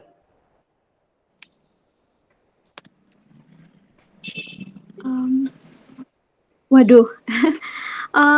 Ya, silakan. Terima kasih Mbak Destia. Ada Prof. Ya. Mas Maskur dan Mas Rizin. Saya belajar banyak dan saya juga setuju pengen mendengarkan masukan dari teman-teman mahasiswa. Sedikit terkait dengan judul kita. Sebentar, Mbak Destia dari mana? Oh iya, saya Desti. Iya, biar semuanya tahu. Ya, semuanya tahu. Masyarakat agama di Indonesia. Okay. Terima kasih. Dari Masyarakat Agama Baik Indonesia, silakan Mbak Destia. Iya, jadi terkait judul kita pada hari ini, pendidikan berbasis kebinekaan, dan tadi Profesor telah berbagi dengan kita, teman-teman, Mas Maskur dan juga Mas Lisin berbagi banyak untuk merevitalisasi dasar-dasar yang sudah dibagikan oleh founding fathers kita. Mungkin mengingat semboyan Bhinneka Tunggal Ika itu, saya merefleksikan cara kerja virus ini ya. Virus ini tuh sangat non-diskriminatif gitu. Dia tidak melihat kelas sosial, tingkat pendidikan, warna kulit, suku bangsa, agama. Tapi virus ini menginfeksi setiap orang. Nah, saya rasa jika kita perlu belajar juga dari virus ini, bagaimana kita melihat satu sama lain, sebagaimana tadi sudah disampaikan oleh pembicara kita, bahwa Bhinneka Tunggal Ika ini memang tantangannya dalam medan tindakan gitu.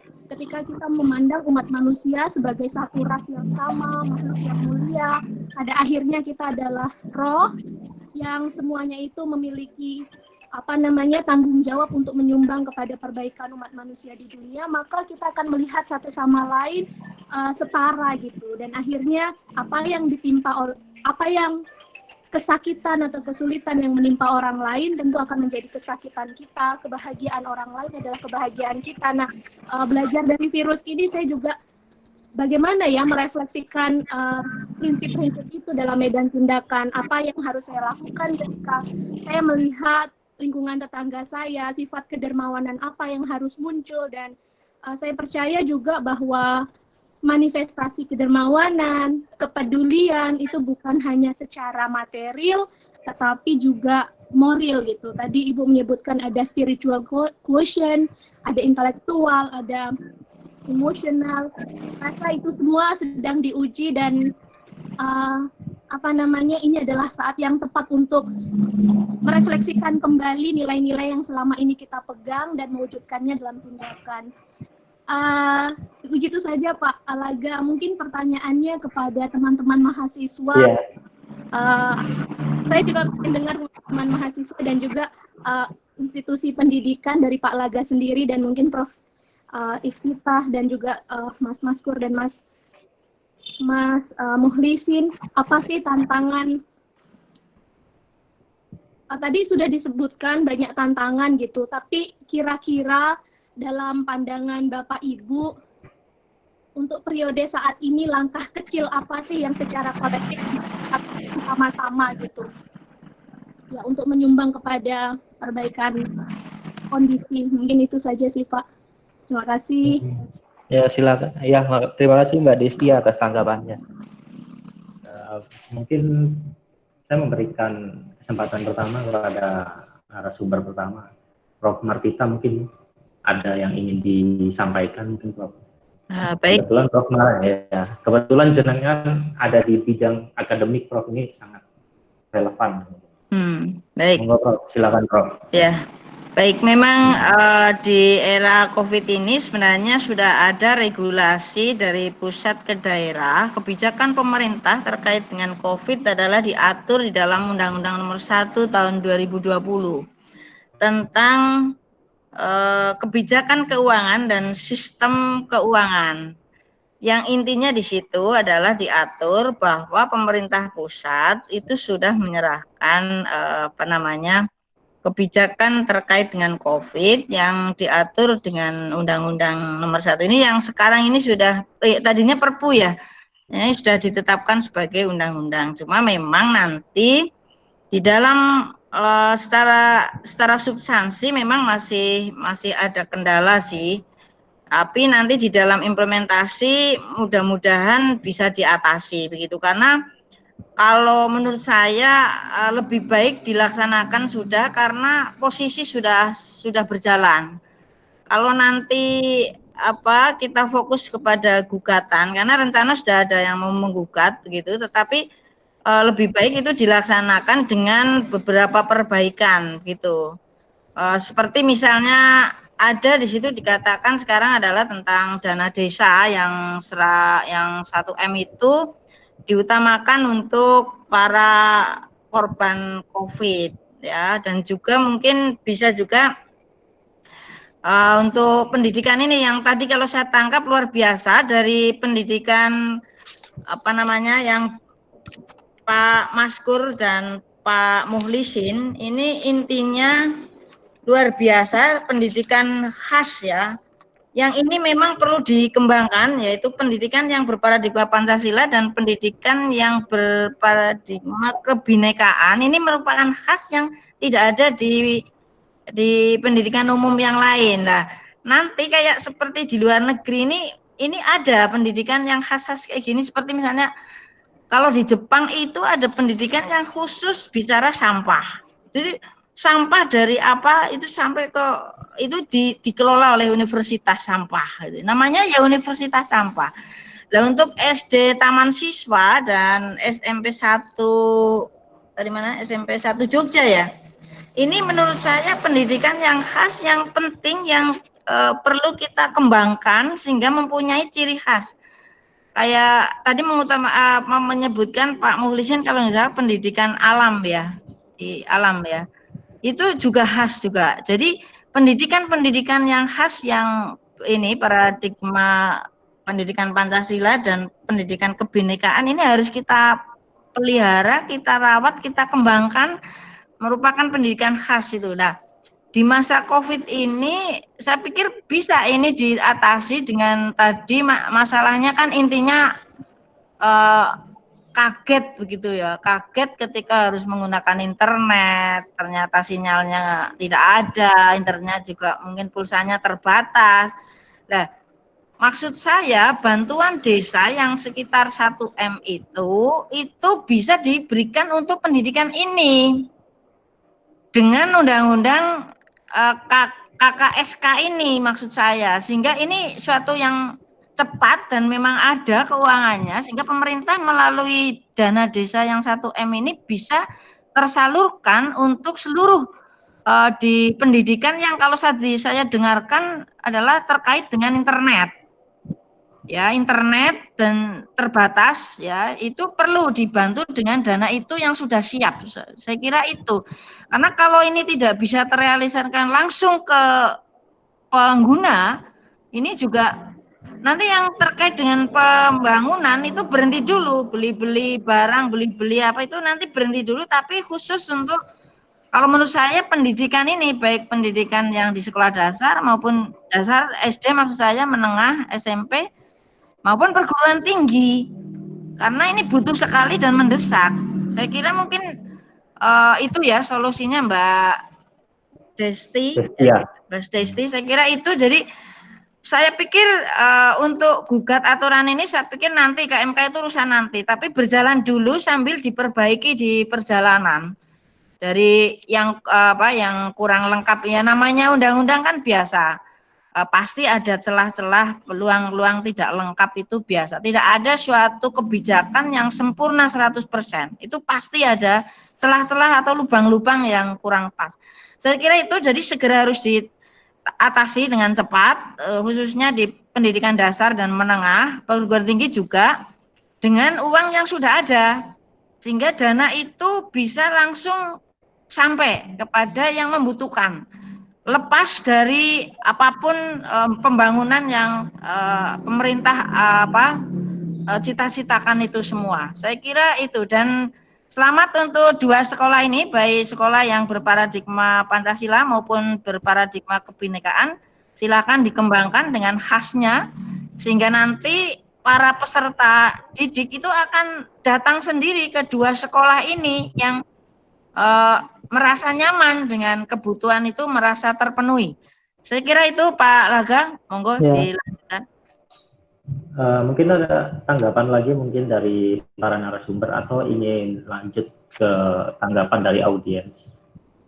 Ada, silakan Mas. Ya. Silakan Mas. Kalau ngomongin tantangannya, di tingkat pendidikan banyak sekali tantangannya. Dari pertama soal kebijakan. Proses demokrasi setiap 5 tahun itu juga merubah banyak kebijakan. Semua bingung, semua harus adaptasi. Kurikulum 13 sebelumnya dan sebagainya, belum lagi detail-detailnya. Itu juga menjadi persoalan. Saya ingat sebelum tahun 2003 proses RUU Sisdiknas, rancangan undang-undang Sisdiknas itu juga banyak mengalami problem ya. Terutama waktu itu liberalisasi pendidikan dan sebagainya, dibawa ke ranah agama juga iya dan sebagainya. Saya merasakan betul waktu itu di Yogyakarta banyak berhadapan face to face antara yang mendukung dan yang menolak gitu, dan itu dibawa ke agama. Yang mendukung berarti mereka adalah yang mendukung adalah orang-orang Islam gitu, yang tidak mendukung adalah orang-orang kafir gitu. Sehingga ada konsolidasi yang luar biasa yang dilakukan untuk demonstrasi besar-besaran di Jogja waktu itu. Tapi selain itu dari segi pengajar Jadi segi pengajar atau guru ini juga ada dua hal. Yang pertama, kalau diskusi kemarin kita melihat bahwa pengajar ini kan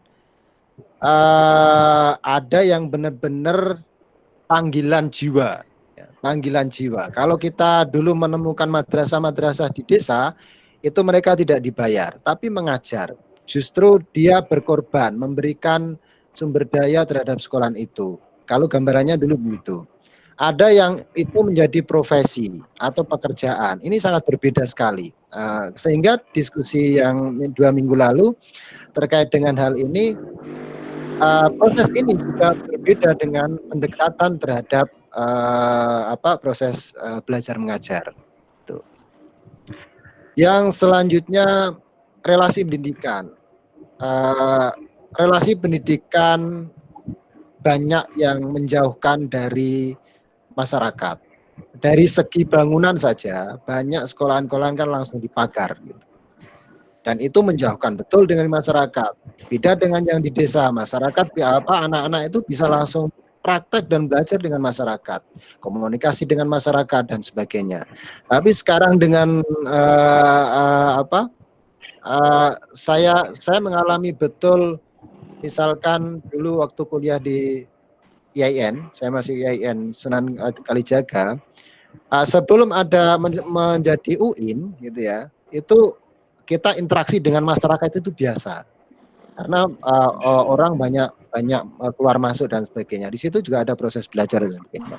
Tapi ketika sudah ada UIN, ada kebijakan jam malam, ada kebijakan orang tidak boleh masuk tanpa izin, ada kebijakan macam-macam gitu, sehingga anak didik ini justru mereka tercerabut dari proses belajar dengan masyarakatnya, proses belajar dengan lingkungannya dan sebagainya. Itu juga sebuah tantangan menurut saya.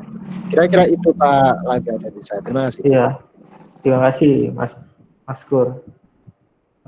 Dari Mas Muklisin ada tanggapan mungkin Mas?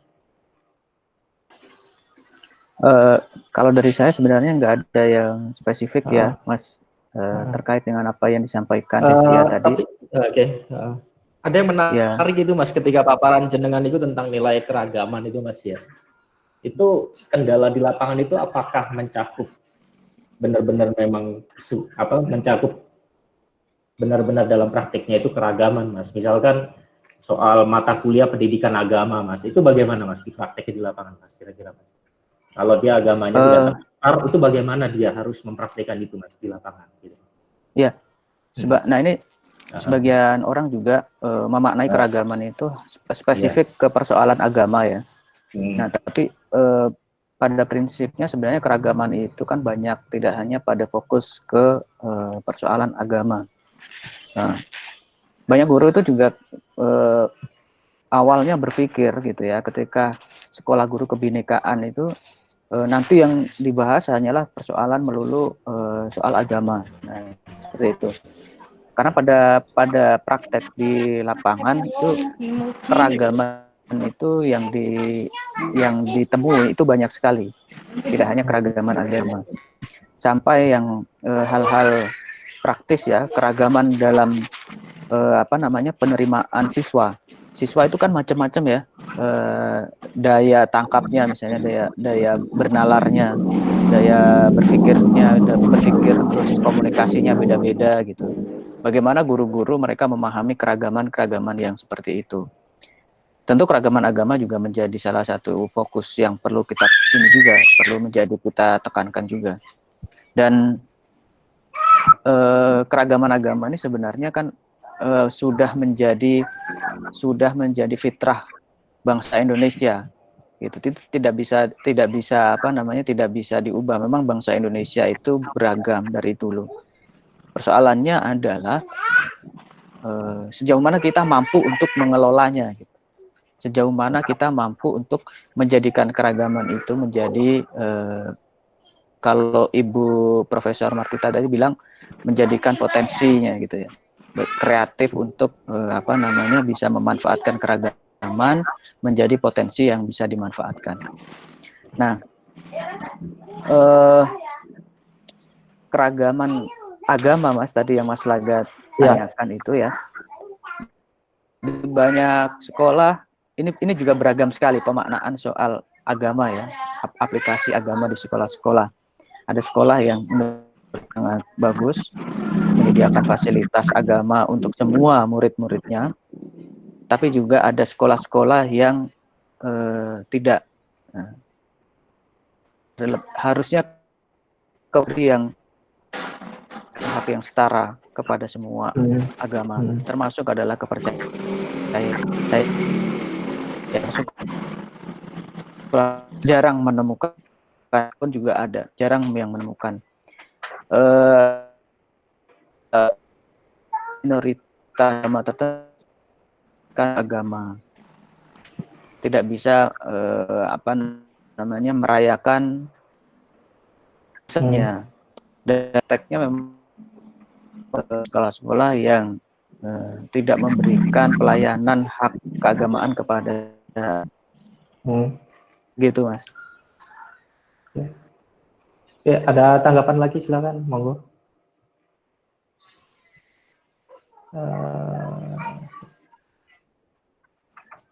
Mungkin ada yang ingin sharing, silakan.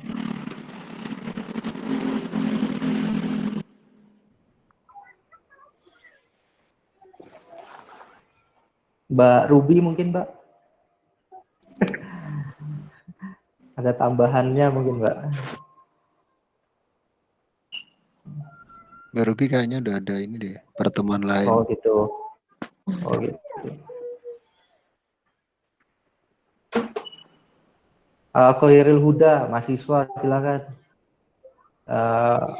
Ya, silakan. Khairil Huda. Oh, masih nih. Oh.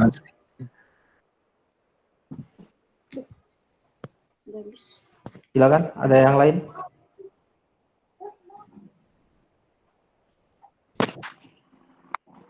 Bebas mau nyumbang, saran, sharing, pertanyaan, silakan. Ya, cerita curhat juga boleh. Iya. Jadi kendala masih terjadi, Mas, di lapangan ya, Mas ya, soal keragaman itu, Mas ya.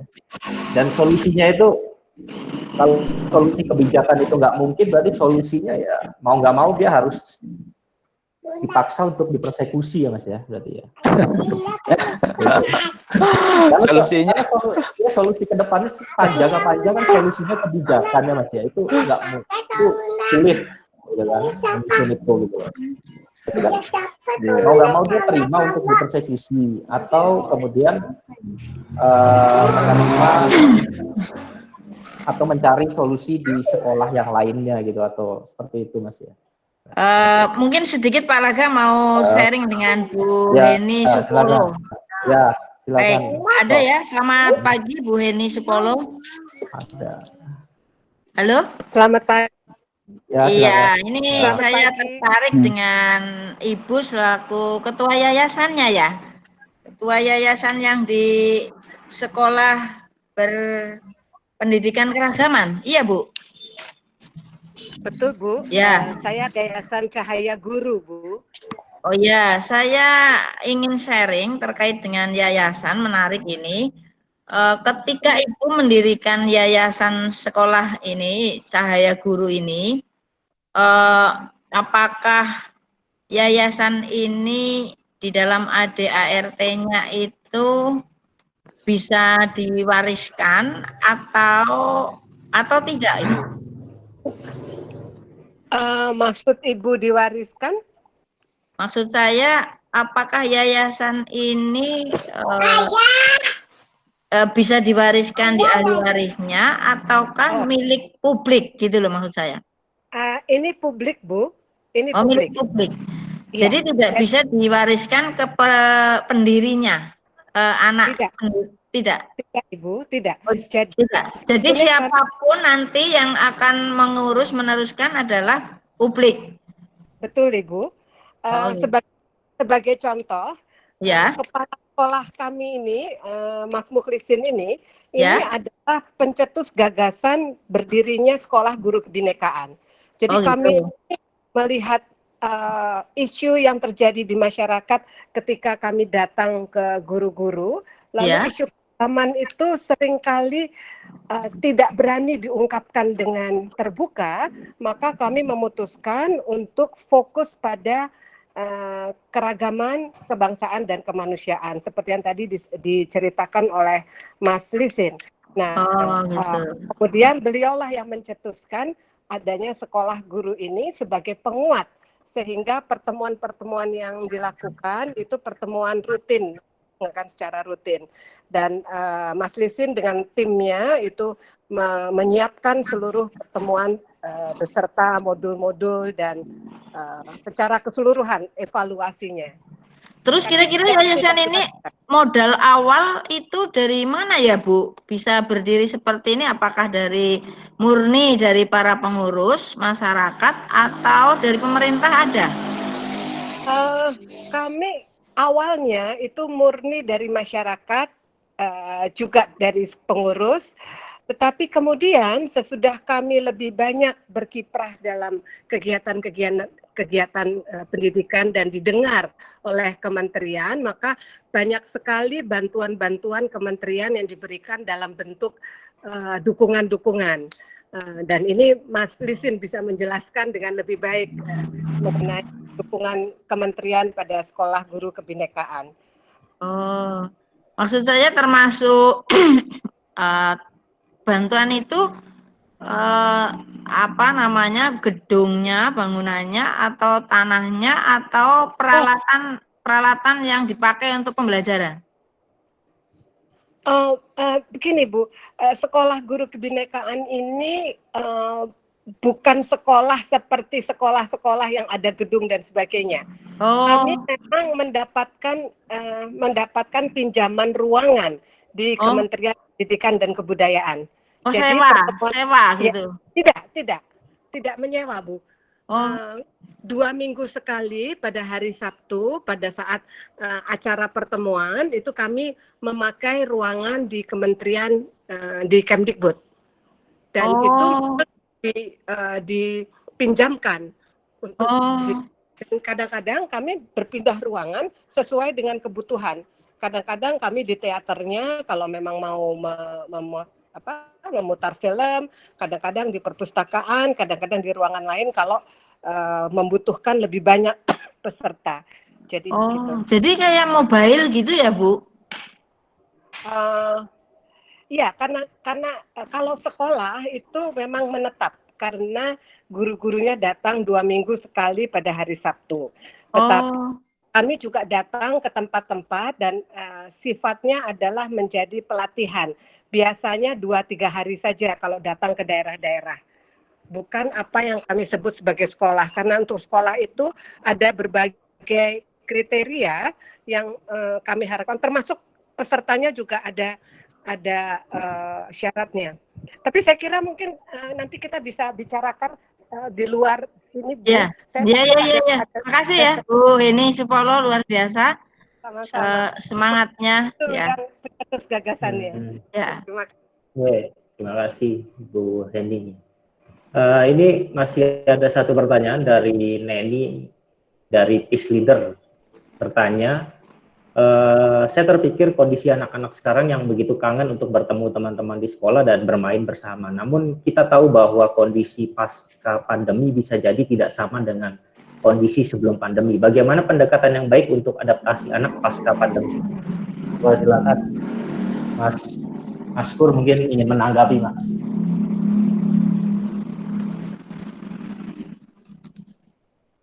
Terima kasih Mas Laga. Gini, kita berpikir bahwa justru ini kesempatan bagi keluarga untuk melakukan proses pendidikan. Kalau tadi dijelaskan Mas Mukhlisin tadi kan untuk Ki Hajar Dewantara punya 3 konsep tadi kan, pendidikan dengan keluarga, terus kemudian ada sekolah, terus kemudian ada pemuda atau ada lingkungan gitu. Meskipun berat, tergopoh-gopoh kata Mas Mukhlisin, tapi memang justru inilah yang momen terpenting. Karena pendidikan di keluarga itu sebenarnya dia jauh lebih penting. Bukan lebih penting, ya jauh penting juga. Misalkan begini, kalau awal-awal sebelum pandemik, orang tua itu banyak yang hanya menyerahkan anaknya ke guru atau ke sekolahan, semua diserahkan, gitu kan. Urusan bisa baca, urusan apapun di sekolah di sana. Jadi seakan-akan seperti penitipan, gitu. Dan sebagian guru juga melakukan itu. Meskipun ada komunikasi dengan wali murid, ada perwakilan dari murid dan sebagainya. Tapi proses pendidikan atau istilahnya ya parentingnya di tingkat keluarga itu kalau dihitung hanya berapa persen. Karena anak-anak kalau sudah kembali itu dia biasanya langsung bermain. Kalau yang tidak kuat ini ya langsung main HP gitu. Nah, saya merasakan sendiri sebelum pandemik dan saat ini gitu. Meskipun memang beban terhadap orang tua memang ini ya berlipat saya kira. Ketika sekolahan kita misalkan harus mengantarkan sekolah, habis itu kita selesai pulang dan mengerjakan apa yang kita mau. Gitu. Tapi kan untuk saat ini tidak.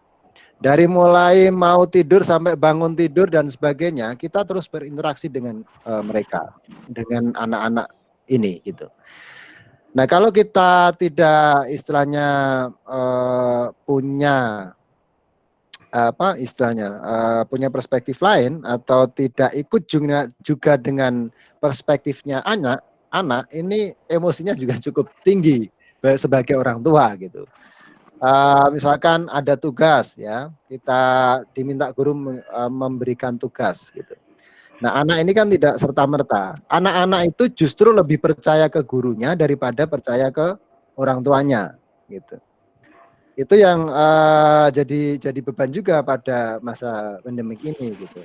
Nah, kenapa dia proses yang ditanyakan Neni tadi, bagaimana siasat atau pendekatan yang dilakukan? Ya pendekatannya pendekatan partisipatif dan dialogis.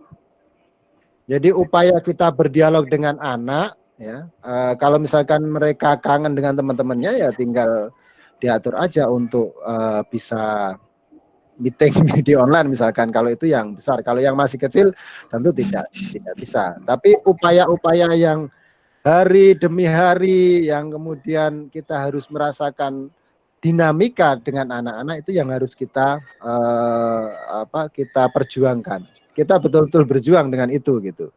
Memahami karakter anak gitu. Kalau biasanya kan kita hanya mengantarkan sekolah habis itu pulang gitu kan.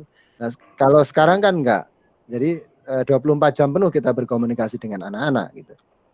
Sehingga secara psikologis ini juga harus siap. Nah, saya nggak tahu apakah ada aduan psikologis gitu bagi orang tua maupun anak-anak atau penyediaan penyediaan layanan psikologi untuk kita bisa konsultasi terhadap anak. Saya kira itu juga penting. Nah, saya belum tahu kebijakannya Pak Menteri itu apakah sudah menyediakan layanan-layanan untuk psikologis bagi anak dan orang tuanya. Itu saya kira masalah tambahan saya. Ya, terima kasih Mas Kur. Ada lagi kira-kira, waktu sudah mau habis ini soalnya. Pak Arief mungkin Pak ingin bergabung, Pak Arief. Selamat datang Pak Arief. Arief. Cukup ya Prof ya? Prof Martita ini ya. Waktu sudah jam 9 ini Prof, cukup ya Prof? Saya pikir ya? Cukup ya. Saya pikir cukup ya. Ya Mas, saya ada tambahan cukup ya.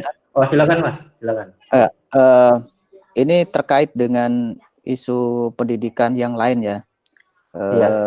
Pasca COVID ini tentu nanti kita juga perlu mengajarkan ke anak-anak bagaimana mereka harus melakukan adaptasi dan belajar gitu ya. Saya suka sekali ada salah satu quote dari Yuval Noah Harari yang bilang bahwa learn, adapt, and survive. Jadi belajar, adaptasi, dan bertahan. Nah ini menurut saya bagus sekali, mengawali dengan belajar. Belajar, setelah belajar memetakan kira-kira situasi sosial masyarakat, situasi alam seperti apa, melakukan adaptasi dan kemudian survive, bertahan ya. Saya kira itu penting sekali. Terus kemudian ada isu lain yang perlu mungkin menjadi diskusi kita atau mungkin menjadi diskusi lanjutan, Mas Laga, di PKPSH ya. Sekarang kan Kementerian Pendidikan sedang merancang revisi Undang-Undang Sisdiknas nih. Nah, ini tentu nanti akan menjadi akan menjadi poin penting juga kita bagaimana melihat pendidikan ke masa depan melalui undang-undang ini.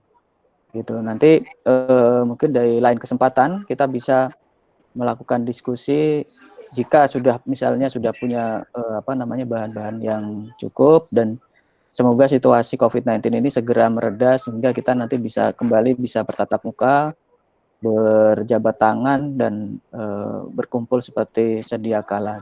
Terima kasih, Mas. Ya, baik. Terima kasih, Mas Mukhlisin. Cukup ya, Prof ya? Semua, Prof ya? Cukup, ya. Ya, cukup. Baik, berhubung waktu sudah habis jam 9, kami dari PKPSH mengucapkan terima kasih banyak sekali kepada para narasumber yang telah memberikan pencerahan di pagi hari ini, dan audiens, terima kasih atas kehadirannya. Untuk berikutnya saya serahkan kepada pembawa acara, monggo silakan untuk penutup. Baik, terima kasih Pak Laga. Nampaknya kita sudah berada di penghujung acara dan waktu sudah menunjukkan pukul 9 pagi. Dan ada sedikit tambahan dan setelah acara ini nanti kirimkan SMS ke masing nomor handphone atau email semua yang berhubung pada diskusi kali ini. Saya Retno Salsabila selaku panitia kali ini telah selesai. Terima kasih atas kesempatannya. Assalamualaikum warahmatullahi wabarakatuh dan Waalaikumsalam. Assalamualaikum warahmatullahi wabarakatuh.